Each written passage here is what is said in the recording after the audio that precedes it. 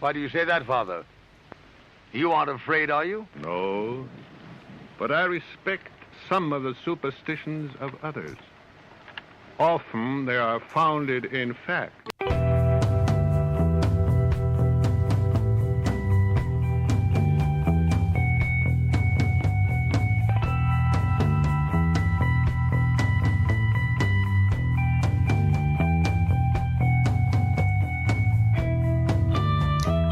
Broadcasting live from our Sanctum Sanctorum in Venice, California. This is the Sixth Sense Society. I'm your host, Krista, here with our producer, Michael, and today you'll be hearing us talk about the tarot. And Michael chose a focus that we're calling it Tarot Secrets and Symbols. And I particularly like the idea of the symbols, and I'll tell you why at the beginning of the show. But before we get started, Michael has a few announcements.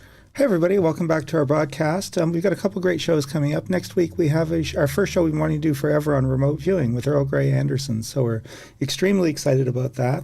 And then our final show this last Tuesday of this month will be an extended 90-minute special on magic with author Brandy Williams and witchcraft practitioner Sandra Inman and ceremonial magician Mavius Lynn. So going to be some great shows coming up, and then we're into October with all our paranormal friends. So lots of cool stuff.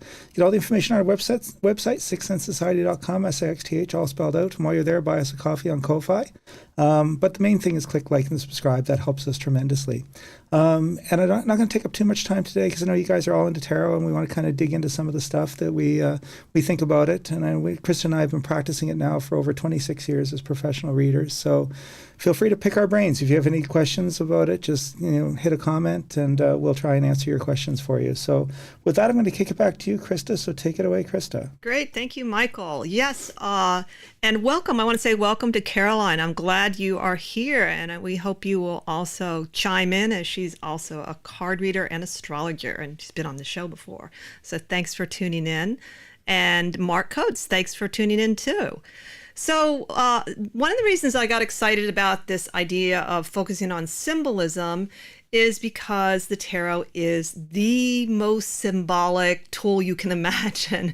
And symbolism is, in my mind, the language of the unconscious. And so there's so many ways you can approach the symbolic side of the tarot. Side, it is a symbolic thing.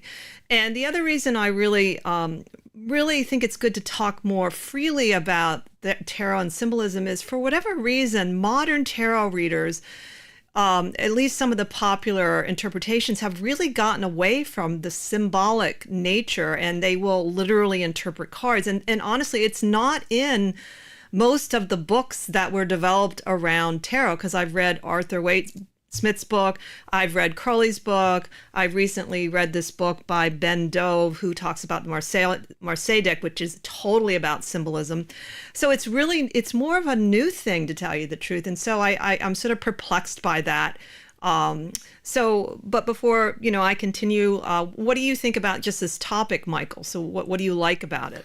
Yeah, I think that obviously the tarot is an incredibly symbolic tool. And I know Crowley said that he thought that the two most significant tools for divination were tarot and I Ching. And I think that there is a lot of symbolism in it. I think it also has to be married a little bit with that structure and the Kabbalah that we talk about. And one of the things that I've often thought is that if you don't really understand the deeper teaching, that the images in a tarot deck, especially like the Waite deck, can be a little misleading. But if you understand the philosophy, it kind of reinforces that teaching and that lesson. So left-hand pillar in particular, I think a lot of people really misinterpret and misunderstand what that means. And I basically don't see anything positive in it when there really is a lot of positive. And I think that all of the cards, what makes them positive or negative are whether you're fighting the energy or not. So again, if you're working in harmony with an energy, you're giving when you're supposed to give, taking when you're supposed to take, speaking when you're supposed to speak, listening when you're supposed to listen, then generally it turns into something positive. But if you're at odds with it, speaking when you're supposed to listen and being aggressive when you're supposed to, hold back, then it causes problems. So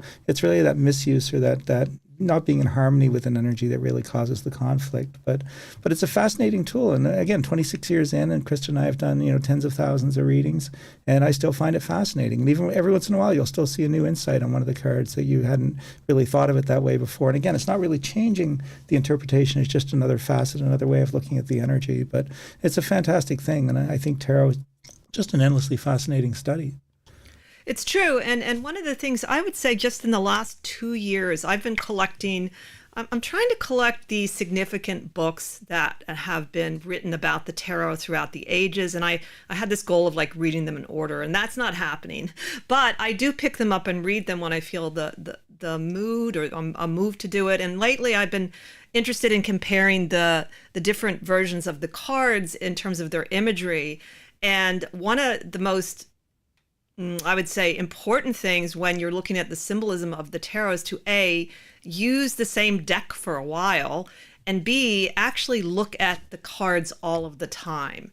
I mean, it seems like a no-brainer, but all of us can kind of tune them out. If you say, oh, I know this deck, I've been reading with it for 5 years, I know what that image is. And what happens is something might strike you that you weren't really looking at before. This is what's so interesting. And this is why it's also good for the Crowley deck to use the bigger version, because there's so much in it, like literally, and it's harder when the smaller the image gets.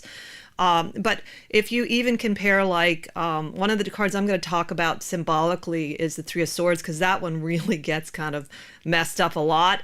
And the earlier versions of the Three of Swords, of course, there's no negative imagery in it. And it really, because of that, it relies more on either the way the swords are placed to interpret it, or the fact that it's 3 and what does the number 3. So and I think that's important, is whatever deck you're using to kind of give it like some power and say, oh, this deck thinks that this artwork in the deck is really this way, and therefore I am meant to translate that, and not just superimpose a memorized definition of the Three of Swords in this case. Yeah, I think the left-hand pillar in particular, 3s, 5s, 8s, people do see them typically sort of negatively, but they're really not designed to be in specifically that way. And they certainly can be. There can be an element of angst with those cards for sure. And a defeated kind of energy. But at the same time, it's also an energy of commitment. It's an energy of compassion. It's an energy of analysis and reflection. And so all of these things are also true. And people sometimes don't really see that. And sometimes I think that the imagery is great, but I also think sometimes it kind of becomes a little dogmatic, and people start to see the energy just in one specific way and not really seeing it holistically the way that they probably should. I totally agree. And I've caught myself, maybe in the beginning I did that a little. And what I would do to balance it is I would use a deck that had no imagery in the minor cards. Like, I think I've talked before, I love Courtney Davis's Celtic Tarot. And all you see are the numbers, the knotwork numbers. And it gives my mind a break from, reacting to the imagery. But there's nothing wrong. In fact, the imagery, when I've been really lately thinking about the ones that look particularly disturbing, they're not what you think. That's what's so interesting. Like, when you look at the tarot, like, for instance, when you look at symbolism, normally, like, if you interpret your own dreams, most dream interpreters say to start with what it means to you personally. But if you're going to be reading for the public a lot, like we do, you would probably want to try with the more universal things that image can mean. And obviously one of a really simple one is the Fool. And the Fool appears in so many cultures as a trickster, coyote.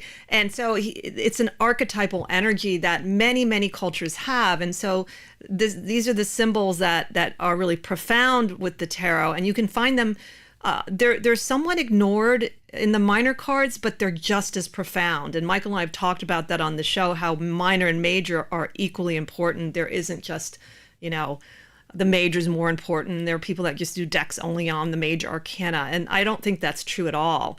It's just different. It's just, in a way, it kind of is nice and refreshing to have images and not have images, Yeah, and with minor and major arcana, there's that tendency to start to think, because of the wording, that major must be more important because it's called major, minor must be less important because it's called minor.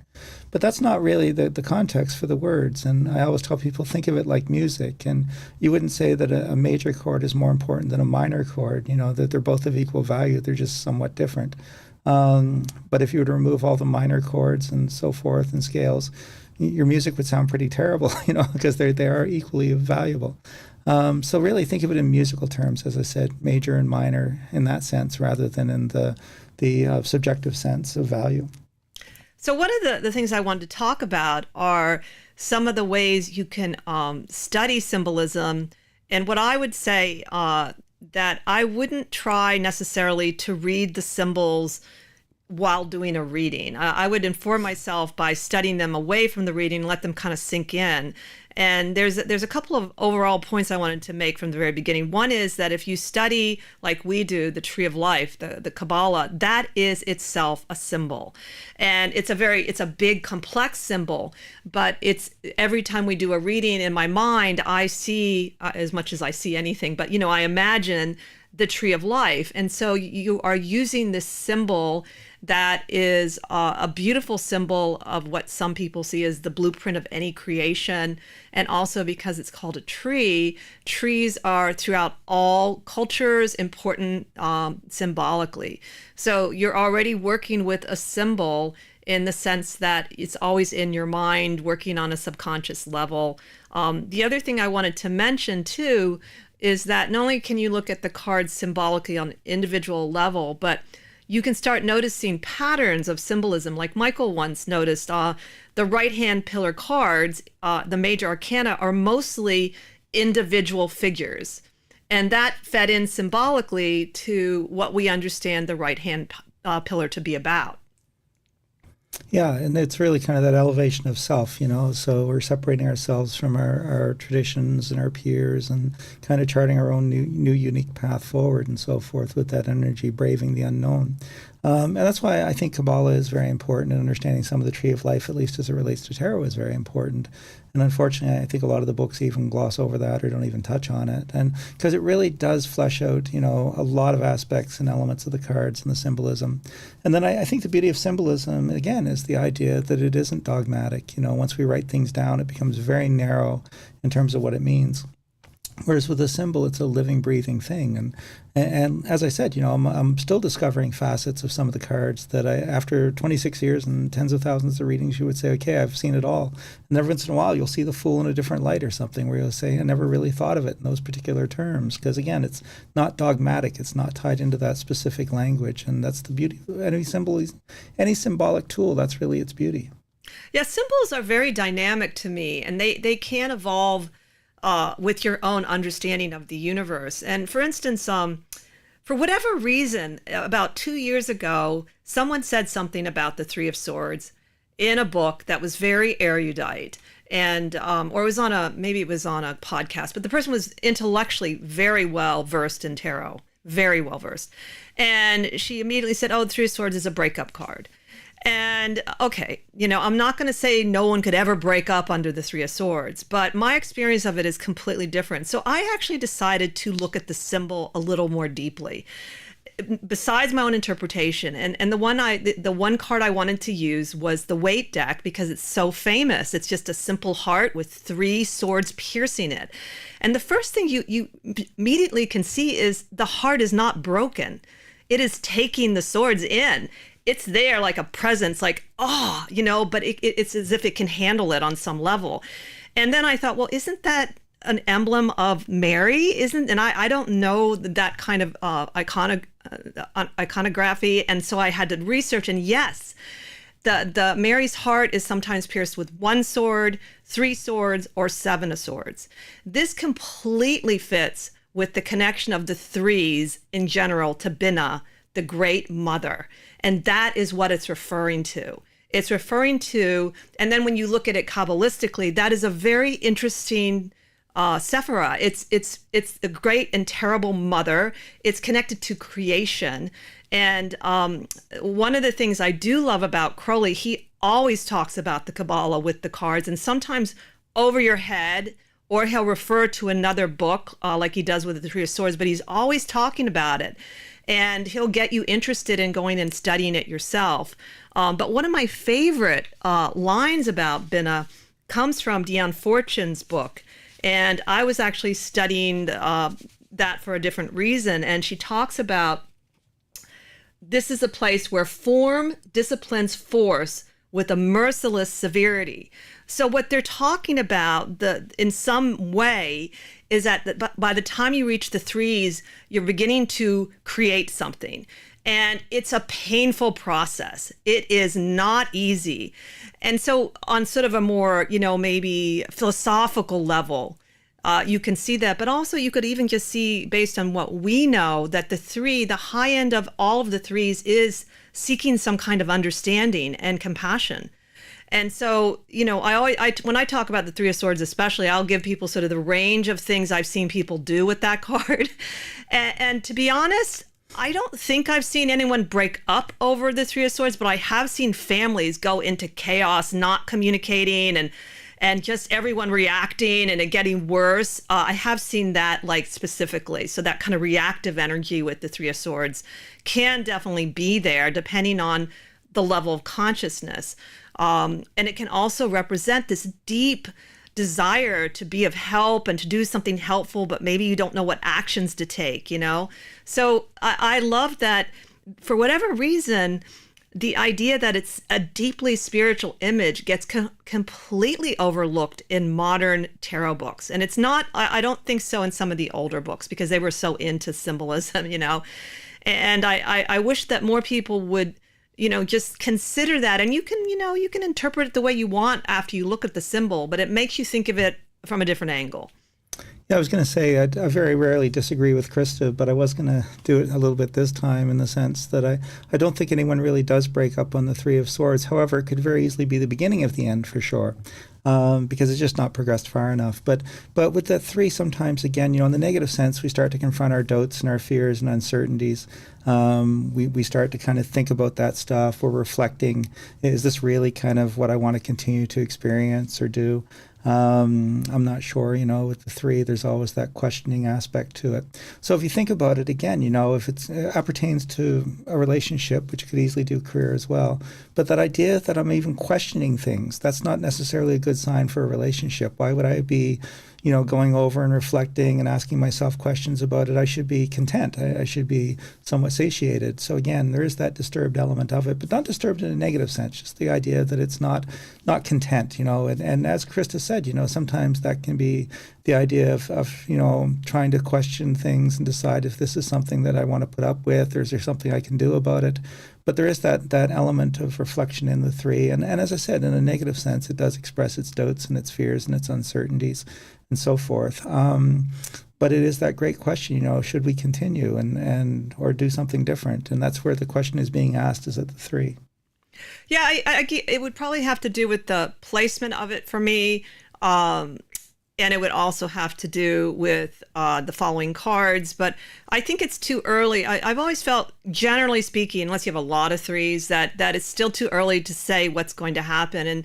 And in long-term relationships, if you never have any threes and fives, you're going to have a really boring relationship. So I don't quite agree that just because a person's questioning the relationship, that they're going to possibly lead to breaking up. And again, because I think relationships, especially over a long period of time, like even friendships, they go through changes. So let's say I have a friend I've had for years, and let's say we go to all the spiritual same things together, and then one day they become a born-again Christian.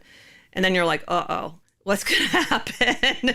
And let's say you're a witch, So maybe there are going to be some concerns. And let's say that they're okay with it. They accept you, and they don't expect you to change. So I think that the threes definitely do have that kind of angst. But I also really, really can see where they have the potential for deep compassion. I think particularly the Three of Swords, because of its connections to the imagery. And the other thing is, when I think of the Three of Swords, if you think of the, representing the Sacred Heart, I would say personally it might represent more of the pain of possibly losing a child. Because of the connection to Mary and Jesus, I'm wondering if there are better cards to look for romantic relationship, potentially breakups, because of that sort of mythology, which also goes with a lot of the tarot decks. Aleister Crowley's deck is full of all the different mythologies you can think of, from Osiris to Isis. And that's another way you can kind of explore the tarot on your own to see if you can come to some understanding of why that card has Isis on it, or whoever it is, Venus on it. Yeah, and I just wanted to kind of go over this thing. We've done it in other shows too, talked about it, that some people have such a negative image of Crowley and his deck, because if they've heard that he's evil and, sacrificed babies and all this foolishness. so that they don't want to even look at his deck. And unfortunately, I think they're missing out. It is truly an absolute masterpiece of tarot, and it's so rich in symbolism. Even the colors, he specifically chose to represent a certain mood and a certain energy. All the geometrical patterns in it. It's just an absolutely splendid deck. And as I said, probably one of the true masterpieces of tarot. So I would certainly encourage people to give it a second look if they haven't really studied that deck. The book that goes with it, Book of Thoth. I always tell people good news, it's by Crowley, bad news, it's by Crowley. And so it's incredibly intelligent, but it's also filled with riddles and metaphor. And, good luck in picking it up and skimming through it and understanding what you're reading. It took us years to kind of puzzle it out and figure it out and so forth. You have to kind of get that inside joke sometimes. And I remember the moon card is one of those that always stood out for me, where he talks about the typical things with it, that it's foolishness and it's madness and deception and all these things, which are typically typical things said about it. But then he says, but oh, the adventure. And so he kind of twisted on its head at the very end, and that's Crowley. So as I said, try not to let preconceived ideas, prevent you from working with an absolutely masterful deck. Yeah, I did want to read a little bit just to show you his writing is just really beautiful. And a lot of it you will be able to get right away, but definitely it went over all the magical terminology completely. I didn't know any of that at the time, so it was really hard. But what he says first he has in his Book of Thoth, he has the 4 threes all sort of grouped together, and then he does each of them separately as well. So in that part, he says about the 3 of Swords, the idea of division of mutability, the idea of the airy quality of things manifests itself in the 3 of Swords, the Lord of Sorrow. Here one is reminded of the darkness of Binah, of the mourning of Isis, but this is not any vulgar sorrow dependent upon any individual disappointment or discontent. It is Weltschmerz, I'm sure I said that wrong, it's a German word, the universal sorrow. It is the quality of melancholy. So here, that's where you see he's trying to get you to think of it, on a different scale. And of course, you can do the mundane predictions too. I'm not saying you can't, but what will happen is if you study the symbolism away from your readings, you'll start having these thoughts that will arise naturally in a reading that for whatever reason are triggered by what you see. And so that's how it seems to work for me, is that, that's why contemplating, looking at the imagery all the time, like Michael says, you'll suddenly see something new, even after many years, or just a new maybe take on something, like a slightly different angle. And that's why I think the tarot is probably one of the most profound systems of contemplation there is in the divination world anyway. Yeah, and this again brings me back to the left-hand pillar again, 3s and 5s and 8s and the hangman and the chariot and so forth. And again, one of the great positive aspects of that pillar is the ability for compassion and remorse.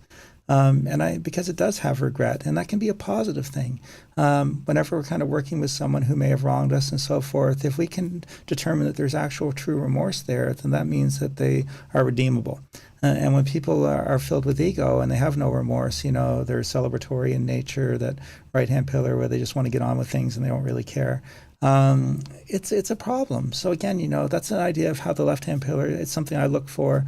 Again, if I see someone's had an issue in a relationship and their partner is genuinely remorseful for whatever happened, I do believe that there can be healing and redemption for the relationship. But if I'm not seeing the remorse, or the regrets or the concern or all different ways of expressing it, that consideration, then I don't think they're working with very much. So it really comes down to, again, is this an appropriate energy? And I like to always put it that way. Does this suit the purpose of the situation? If a person got married and they're expressing remorse at having gotten married, that's not a good sign. If they got in a fight with their wife and that they're remorseful for whatever they said or did, then that's a wonderful thing. It shows that they do care and that they really are taking it seriously. So again, remorse itself is a neutral concept. It's how well it fits a certain situation and quote unquote, is it appropriate? And that's always what I'm always looking for. Energies, appropriate energies. If they are, great. And if they're not, then that could be problematic. Yeah, I totally agree with what you're saying. And I do think that the left-hand pillar and the cards there are often likely to be misinterpreted.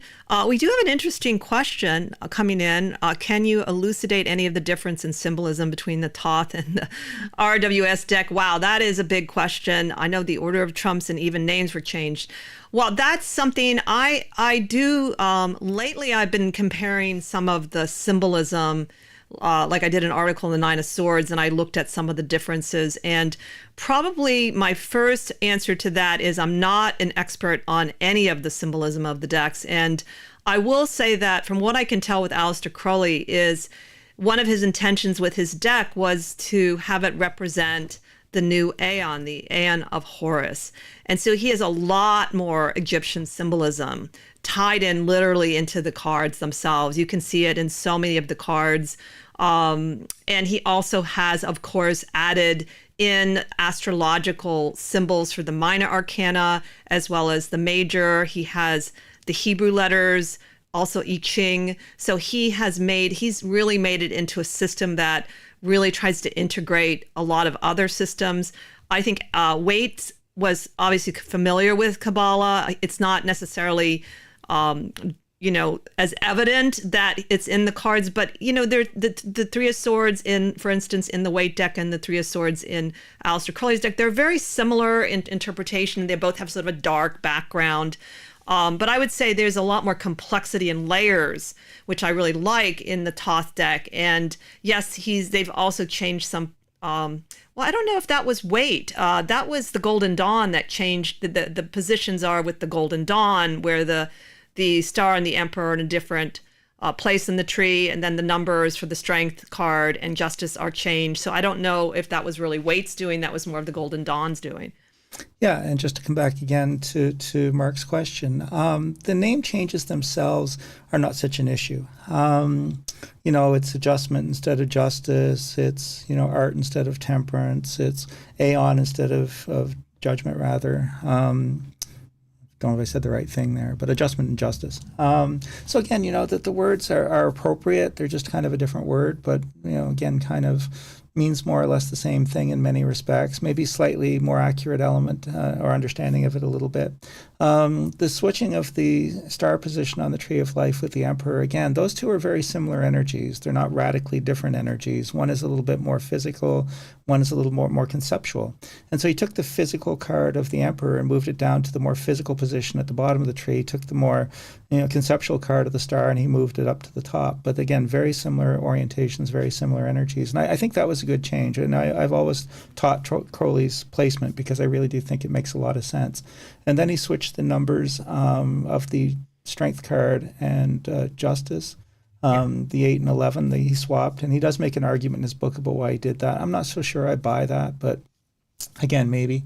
So I'm not going to say that's right or wrong. I guess we can debate that, endlessly.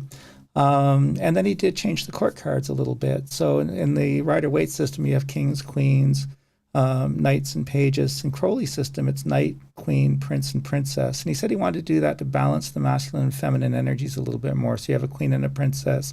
You have a knight instead of the king, right, and the prince. So it gives you a balance of masculine and feminine energy in the deck, which I think is a clever thing, and I think that actually was a good change as well. But you have to be very careful when you're doing readings for people if they're used to one system, especially with the knight being a king in the Crowley system and a totally different energy in the Waite system. You have to make sure that you translate, and that's probably the most confusing change. But again, other than the number thing, which I debate and go back and forth on, I do think a lot of his changes I think were well done, and I think very appropriate. Yeah, actually, the more I think about it, there are some very obvious differences. For instance, the pip cards, there are more images of people in the minor cards than in Aleister Crowley's. Lady Frida Harris had that synthetic geometric design where everything is a little bit more analytical or geometric. So she gets away from having people, but it's still not the same as the Marseille deck, which is very simple with the 3 cups in a certain formation. And the images of the people in the minor cards, some people think Pamela Coleman Smith was the first to do that, but that's not true. The Solobusca deck has that, and she supposedly got some inspiration from that deck. And that has caused, unfortunately, some deep misinterpretations of the cards, such as in the Eight of Cups, there's a figure in black and he's turned and it's like everyone's depressed. Well, you can't tell what he's feeling. I mean, his face is turned. The same with Michael had pointed out, we talk about the Nine of Swords all the time. You can't tell what the Nine of Swords is feeling. Their face is covered. So people really, sometimes I kind of wish there weren't any people in the minor cards, even though it's kind of cool, actually, if you start looking at them and seeing like, well, why is that figure turned? And why are they wearing yellow? And why are they wearing red and black? And, that's what you're supposed to do, because Waite was really big on symbolism. He talks about it. And if you read the pictorial key to the tarot, so it's all meant to be symbolic. And so interesting note, I think I might have mentioned this before, but the Eight of Cups was inspired by an actual eclipse that Pamela Coleman Smith saw. So you'll see this eclipse in that card. It's so cool when you find out things like that. I love that. Those little tidbits of things in the card. So anyway, that is also different, totally different. With Crowley took out the people in the minor cards. And even though it's not like the Marseille deck, it's more, designed in this sort of really cool synthetic, what is it called? Synthetic geometry. It's a specific way of doing art that Lady Frida Harris was good at. Yeah, and the other thing to mention too is, and again, this is to all readers out there truly, is to try and be careful not to draw your own prejudices into the cards, especially when you're learning to interpret them. You have to try and sort of look at them in a very neutral and objective way. And I know when we do classes, it's sometimes easier to work with brand new people than it is with people that have some experience with the tarot, because we come at it in a somewhat different than they're used to kind of point of view, and we have to sort of convince them to forget what they think they know and to open their mind to a new understanding of it. And sometimes they struggle with that a little bit, at least at the beginning, because it is really a little bit of difference. And I do think, as I said, that in my mind, some of what's in the tarot books are kind of mistakes and misconceptions about things. So, I would say Kabbalistically we don't quite agree with it. The death card, for example, not being actual death. And I've said this many times, and it's just not in the right placement to be an ending like death in the tree of life. It's a more of a point of reaching a point of action, but it's the idea of mortality. And Krista found that in a obscure reference somewhere to the tarot, that it was a misinterpretation and it shouldn't be called death, it should be called mortality. And mortis, the root of the word. But again, the idea that time is of the essence, feeling that pressure of time, the need to act, urgently, and so forth, not having that discipline to kind of go slowly and wait. And that's essentially what it is. It's kind of that awareness of the relevance of time and things, and the idea of being mortal, that ticking clock where if I don't do it now, it may never happen kind of thing. We feel that pressure and that presence of time with that particular energy. And that's what the card's all about, but it's certainly not a death card. And the true death cards in the major card are really the moon card, the world or universe card, depending on your deck, and judgment or aeon, depending again on your deck, the three at the bottom. And they're all very different. The idea of aeon or judgment is the idea of reaching the end of energy. I've just kind of run out of life or run out of time. So it's kind of the exhausted energy, if you will. So death by old age, death by natural causes. The moon card, people have some say or control over that, so that would be more of a suicidal type of death, where I choose to undergo this experience. I've kind of had a hand in it on some level. And then the in-between one, the world or universe card, is kind of that divine death, if you will, which means that it was for the greater good, kind of the heroic death, if you will. The person that throws himself on the grenade to save 10 of their friends kind of thing. And we don't sometimes even think of it hardly as a death card, simply because those things are so rare. But that would be what it would be, is something which would serve the greater good on some level. So basically, those are the three death cards. And the death card itself isn't one of them. So it just goes to show you can't take the cards literally. If you're just taking them literally at face value, you're going to get misled. Even by the wording themselves, it'll probably mislead you. I blame Hollywood for the death card, because they're always showing it in these like movies and murders and, they picked the death card, But Michael is absolutely right about, looking at cards like the death card and really looking at the symbolism. And yes, I agree with him with his, I think I've talked about this before too, that which cards really could be death. And of course, they're not always death. That's the tricky part. We have another sort of comment question from Caroline.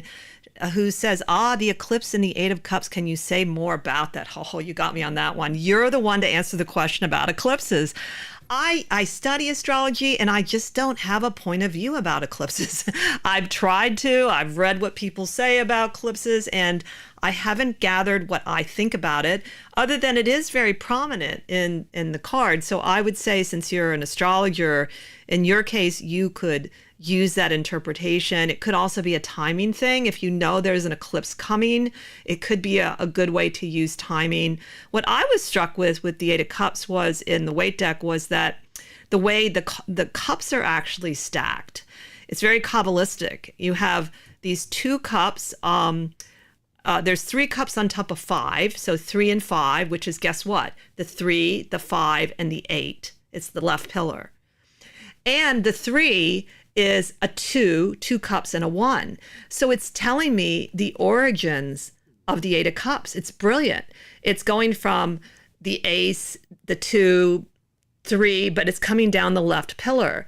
And so I thought there might be some way, if I was like, let's say I'm baffled by what's going on in my life with the Eight of Cups, since cups to us are your life, maybe I can go back in time and try and see where the seed of something started that is coming to fruition. And I would say that maybe the eclipse, just kind of, eclipses are intense. That much I do know.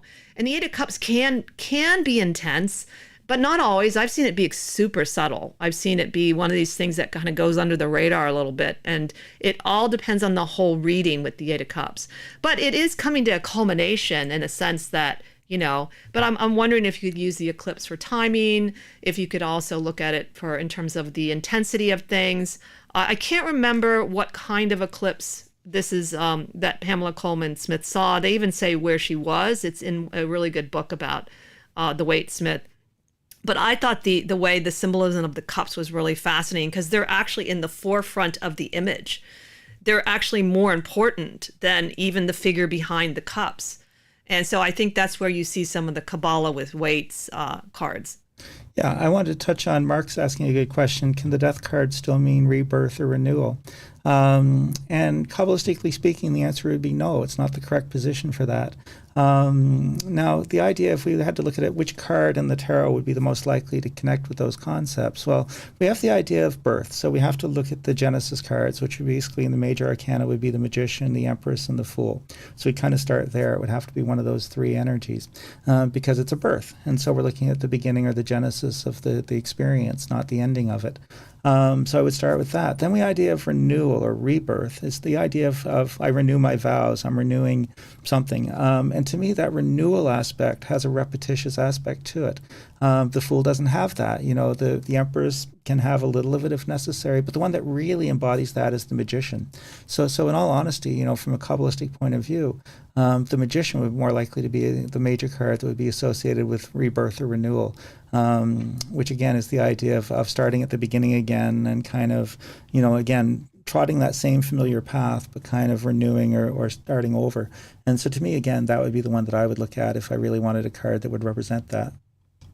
I agree with Michael. And then also you can look at the position of the death card in the Kabbalah, and it's facing towards the right pillar. It's like going out. And Michael, you'd said one point, I remember, that when you die, we don't really know what happens, no matter what anybody says while you're living. So there's always this idea that you're somewhat going towards something unknown. And I love that idea. And also, like Michael was saying, sort of it's where it's placed in the Kabbalah doesn't make sense for it to be renewal and change. And in fact, I've seen people, I recently read for someone had the death card, and they were basically jumping back into a path they were already familiar with. And that made sense to me because it's sort of maybe like, I don't know, slightly halfway down the tree.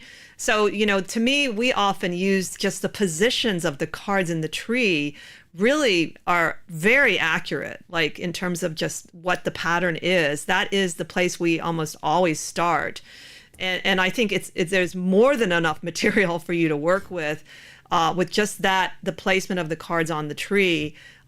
Besides, when I think about the symbolism in the cards, first of all, like I said earlier, I wouldn't really recommend trying to interpret them during a reading. You'll be completely confused. I mean, the exception to that is if you're drawn to a repetitive symbol, like say there's a lot of 2s, you notice a lot of twos just in the imagery. Like, in fact, you'll notice in the decks, there's a lot of two figures moving around the tarot. And I always thought, okay, someday I'm going to sit down and really think about what that means. Why is there two people in the Hierophant? And there's two children in the Sun card. And what is the two and the two falling out from the Tower?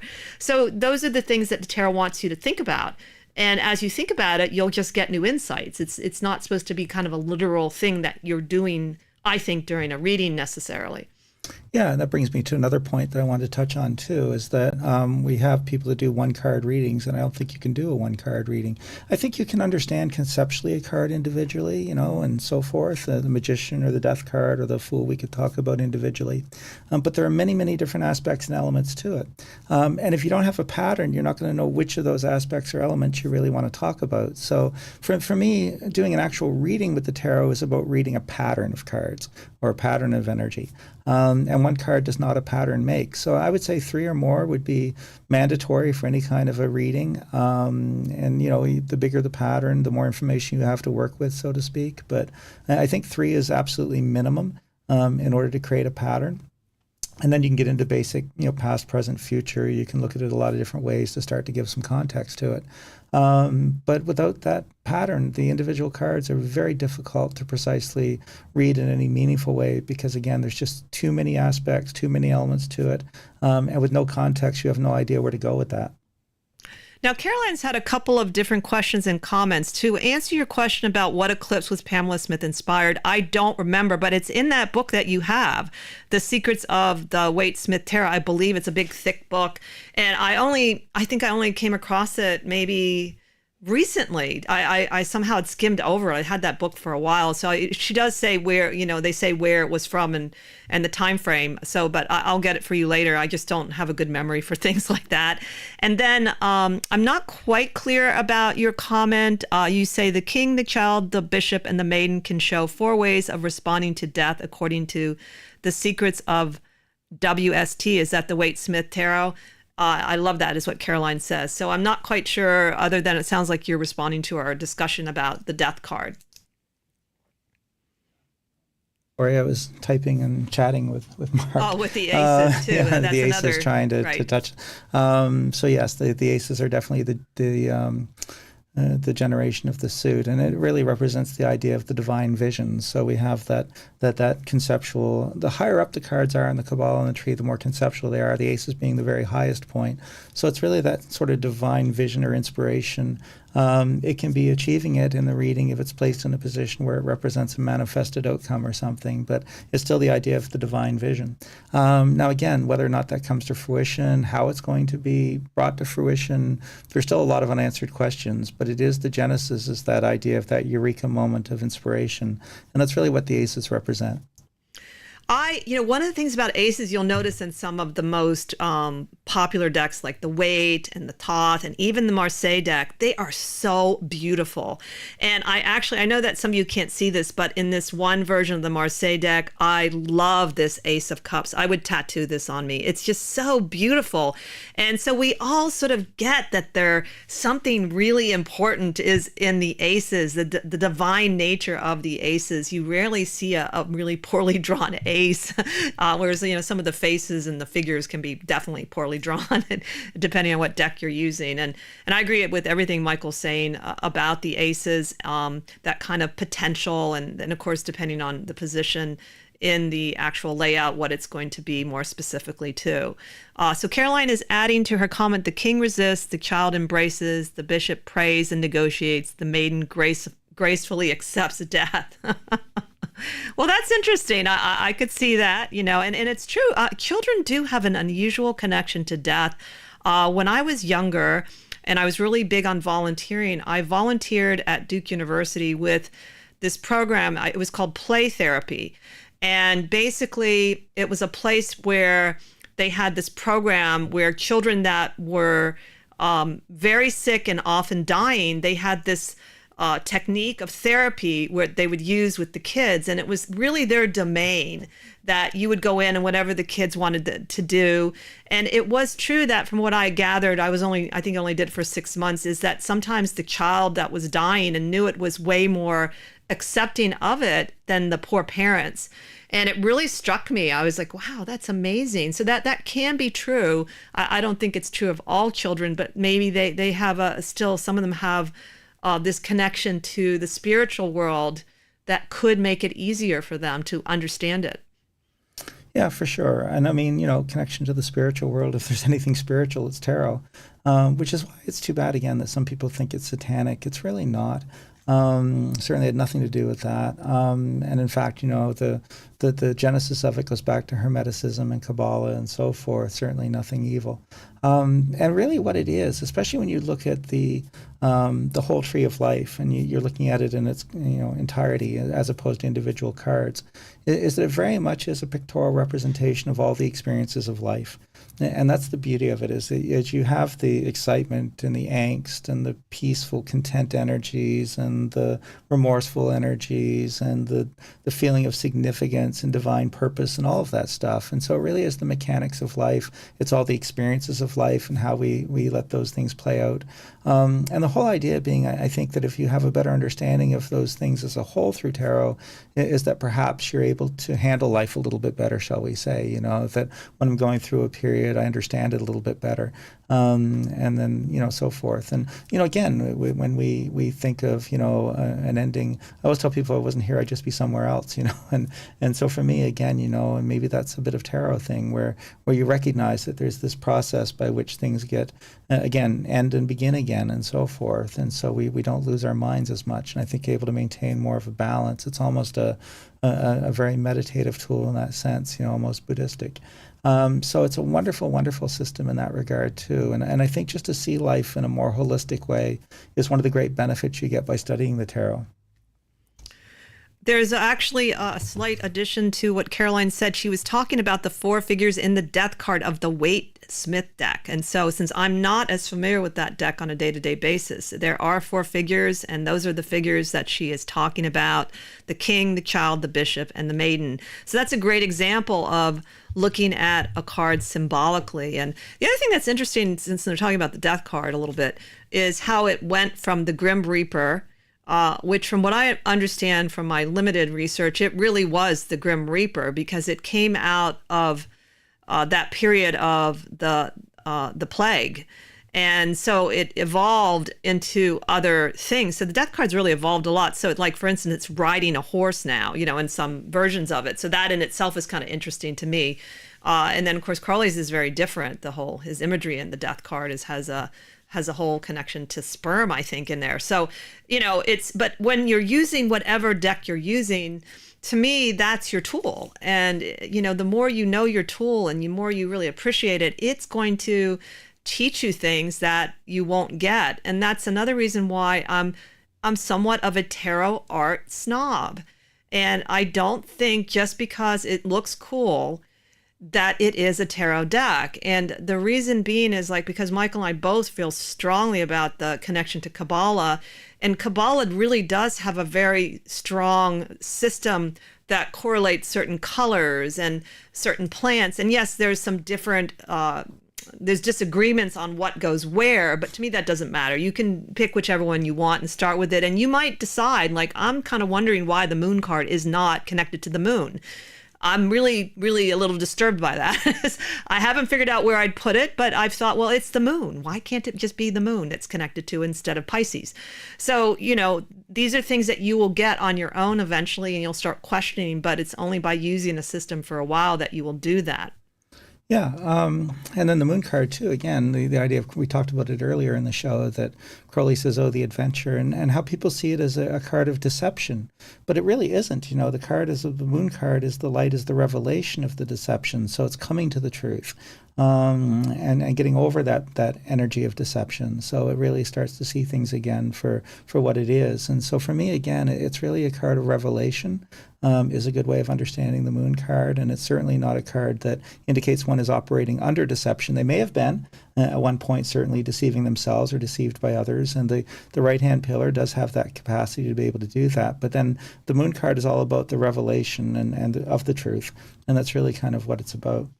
Yeah, I totally agree with that. I do remember in the very beginning, I can definitely see some difficulties with the moon card now that I didn't at the beginning. The very beginning, I really reacted to that whole deception thing and moon is evil. And I remember one of the readers at the Bodhi, she would go on about it. And I have, I'm a Cancerian woman and the moon rules my sun and my Venus. And I was offended by that. So I've come to see, like everything else, Kabbalah will teach you the nuances of the cards. They would teach you when the moon card could be challenging, when it's not challenging. It's all about, like Michael said, the pattern. And then, yes, and I always loved that quote with Aleister Crowley, oh, the adventure, because I do see that as connected to the moon, being that it's on that right-hand pillar, which likes to take risks. Yeah, and can you imagine a life where no one wanted to be innovative, nobody wanted to take a gamble or a risk or a chance, brave the unknown? If we had nothing but conformity, again, the left-hand pillar being more the pillar of conformity, and it would be kind of a sad life, if we did that, if we were never to do something quote-unquote foolish, the right-hand pillar being the fool's pillar, so to speak, the one that's governed by him. And so again, I can't imagine that we would want a life with no innovation, no delving into the uncertainty, taking a chance, taking a risk, braving the unknown. I don't think man would have gone to the moon if that were the case. We'd probably still be living in the dark ages.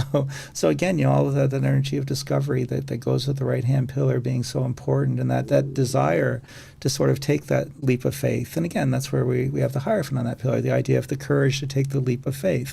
And that's essentially what the right-hand pillar is all about. So again, it can't be a negative. But if we're going to do that, again, yes, we are taking the leap of faith, which means sometimes we may be deceived, we may have deceived ourselves, may not be at all what we expected it to be. But it is that leap into the unknown, which Crowley refers to when he says, oh, the adventure. It's interesting you were saying, going back to what you said earlier about the moon being about coming to more truth. And even in the imagery, it's there, because in both the moon cards, you can see the reference to the high priestess because of in Aleister Crowley's, you have the two pillars and the two figures, Egyptian figures, and then you also have the sort of two, I think they're pillars or something in the weight deck. And so they're referring to the high priestess coming back to the center, coming back to the truth. And so again, it's interesting how the symbolism can play over and over again, just in case you missed it. So, hey, you missed it this time. Here, we're going to try another symbol to see if you'll get it that way, So I was just thinking about that, the way you said that based on the position of the card in the tree, but it's also in the imagery. Yeah, and keep in mind, as I said, as pillars progress downwards, they become more manifest, from a thought and an idea to an expression, a plan, to implementing that plan, taking an action, and finally getting to a result. And so we're talking about the same energy, but so the 3s, the 5s, the 8s are all very similar energies, but the difference being how far along they are in terms of that stage of manifestation, and that's really what it talks about. And then once we reach that point of the Tower card, which is now or never, it's time to act. Something is going to happen. Now or never, as I said, being a big part of that energy. It is the kind of thing where we can't go back again once we kind of reach that point. And unfortunately, again, that's another idea where often the Tower is perceived very negatively, in the sense that it's all about, cataclysmic upheavals. And yes, this may result in something good ultimately, but it's not really that so much. It's just the idea that once something is done, it cannot be undone. We can't unring the bell, being a big part of that lesson. And it's not about winners and losers. For every winner, there will be a loser, and so forth. But it's just the idea that something is going to happen. Now there will be, repercussions and consequences, positive or negative, but we can't undo it. And that's really the whole idea of the Tower card, is you can't undo something once it's done. Yeah, I'm going to write a whole article on the Tower. I found out so many fascinating things about the Tower. It's another one of those really interesting cards in terms of evolution. I did want to quickly look at Caroline's question about the Judgment card. She says it still mystifies me when it appears in a reading. Any insights? Well, the first thing I do with the Judgment card, because I use Kabbalah, is I see it's at the end of the left-hand pillar. And depending upon where it is in an outcome card, sometimes it will literally, let's say you see an 8, and then later on and further in the reading, you see the Judgment card. You can see it's coming to an end, a cycle, that you can see that. I don't work as much with the imagery as I do with the notion that it's connected to Pluto. That's the thing that is speaking to me at this point. And I also associate it with the past. And so there's a whole nother sort of layers of interpretation I will look at sometimes if someone's doing like a family reading. I can see how the judgment card can be that ancestral card from many, many years. But basically, to me, it's about like coming to sort of the end of a path, and it does have this sense of release and acceptance in it sometimes, or that you're meant to kind of, because there's nothing really you can do. You're like the part of the end of the left-hand path. Okay, it's coming to conclusion. That's how it is. I'm releasing things. I'm letting go. There's a whole lot of stuff you can look at with the judgment card. But even that simple notion that it's at the end of the left-hand pillar, and what does that pillar represent, like Michael's talking about earlier, the idea of release and acceptance and letting go, that can actually be very useful just to use that. Yeah, and also with the judgment card, it is the most solidified card of the major cards. So there's not going to be any more growth or change or anything possible. It just simply is an exhausted energy. So this is all there is. Now, maybe that's enough. Maybe you're satisfied with what is, and you don't really desire anything else. But again, if more is desired, then the judgment card not so great. And then in a reading too, you're always looking for how stable an energy is versus how changeable an energy is. So if a person is hoping something will happen, they've got the judgment card, it may take a long time. And the cards on the left hand pillar, the higher up they are, the faster they are. To the right hand pillar, faster, left slower, bottom slower. So the placement in the Kabbalah is the very bottom on the left-hand side. It is by far the slowest. And that's where I kind of like that Crowley actually changed the word to aeon. And if you think about it, the moon, which is its opposite side, is a 28-day cycle, and aeon is 2,000 years. So it gives you the idea of that sense of permanence and that things are not going to move much from here, And so again, I have to make peace with that idea or that concept. And again, if I'm going to try and progress it further, I'm going to be beating my head against the wall. I know that this has come to that end. And that's really what it is. But again, it can be positive in the sense a person may be satisfied with the ending, so to speak. I've lived a good life. I've come to my judgment day. I'm happy with it. There's nothing I do want more. And so that's where, again, you have to look at the whole context of the reading to figure that out. But again, if change or anything is desired from there, to continue on the particular evolution of the energy, it can't really do that once you've reached the judgment card. We're at that exhausted state where, again, it just simply is what it is. And we've come to the conclusion of the energy, basically, as a progression. Yeah, totally. I totally agree with that. And then she asked also, is the 8th Sephiroth, can it mean surrender, hold? And yes, in our mind, it totally can be accepted. That's it can mean things like acceptance, healing, surrender, letting go, depending on what suit it is, what you're letting go of. And certainly, I think it does have, that is some of the meaning of that particular Sephira. Yeah, absolutely it is. And in a sense, commitment. The idea of the 8 energy means I've reached the point where I have to decide if I'm going to stick with this or not. If I'm going to go any further with it. Marriage is actually connected to the 8s, believe it or not. It's the idea of forsaking any other possibility to stick with this person. So again, that idea of surrender, acceptance, but think of it both in a negative and a positive sense. The idea of the surrender could be to accept something finally and make peace with it in a sense, so that I'm in a bad relationship. So the time's come now where I just can't take it anymore. I have to accept that this is what it is, and then kind of, decide what to do from there about it. Or I've decided that it's a good relationship. I now want to commit to it and surrender any other possibility, and accept that this is the person I want to be with, but I'm not going to further question anything. And once we've got to the 8, we can't question things further. That's really where we reach that point where the debate must end at some point, and that's where it always ends, is at the 8. So that's that point. And I always tell people, if you're satisfied with something, if you've drawn the 8, great. If not, then realize that this is what it is, and decide maybe that's not for you. But it's all about, how content are you? Can you be content even with it once we've reached the 8? And that is really the profound question of it. Well, we're coming to the end of our show today. I want to thank everybody for tuning in and contributing. It's been really fun having these questions today. And we're thinking of doing this maybe on a monthly basis, some sort of tarot topic, and hoping to get people to sort of join in and chime in, whether it's with questions or their own comments. So we really hope that you enjoyed this. And if you go to tarot readers, or you listen, or you read tarot cards, it just helps you to kind of think about tarot in some new ways. That's one of our goals, because we're not the last authority. So anyway, join us next time as we continue to explore the esoteric and the obscure together, and have a beautiful week.